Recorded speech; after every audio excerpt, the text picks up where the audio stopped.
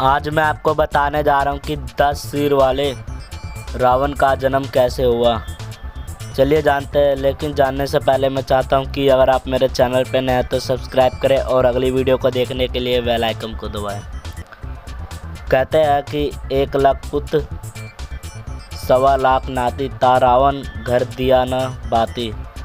रावण को प्रकांड पंडित वरदानी राक्षस जिसे कालाजयी कहा जाता है, लेकिन कैसे वो कालाजयी जिसके बल से त्रिलोक थर थर कांपते थे, एक स्त्री के कारण समूल मारा गया, वो भी वानरों की सेना लिए एक मनुष्य से।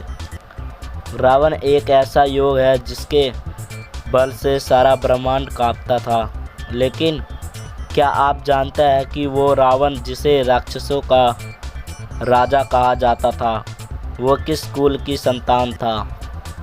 रावण के जन्म के पीछे के क्या रहस्य है, इस तथ्य को शायद बहुत कम लोग जानते होंगे। रावण के पिता विश्वेश्वा महान ज्ञानी ऋषि पुलस्त्य के पुत्र थे। विश्वेश्वा भी महान ज्ञानी संत थे। ये इस समय की बात है जब देवासुर संग्राम में पराजित होने के बाद सुमाली माल्यवान जैसे राक्षस भगवान विष्णु के भय से रसातल में जा छुपे थे।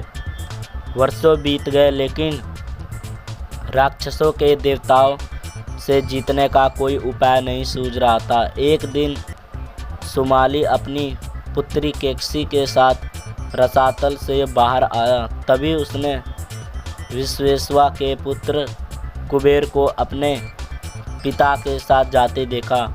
सुमाली कुबेर के भय से वापस रसातल में चला गया, लेकिन अब उसे रसातल से बाहर आने का कोई मार्ग मिल चुका था। सुमाली ने अपनी पुत्री केकसी से कहा कि पुत्री, मैं तुम्हारे लिए सुयोग्य वर की तलाश नहीं कर सकता, इसलिए उसे स्वयं ऋषि विश्वेश्वा के पास जाना होगा और उनसे विवाह का प्रस्ताव स्वयं रखना होगा।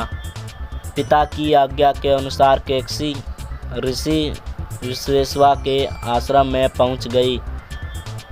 ऋषि उस समय अपने संध्या वदन में लीन थे। आंखें खोलते ही अपने सामने उस सुंदर युवती को देखकर कहा कि वह जानते हैं कि उसके आगे का प्रयोजन क्या है, लेकिन वो जिस समय उनके पास आई है वो बेहद दारुण वेला है, जिसके कारण ब्राह्मण कुल में उत्पन्न होने के बाद भी उनके पुत्र राक्षसी प्रकृति के होंगे।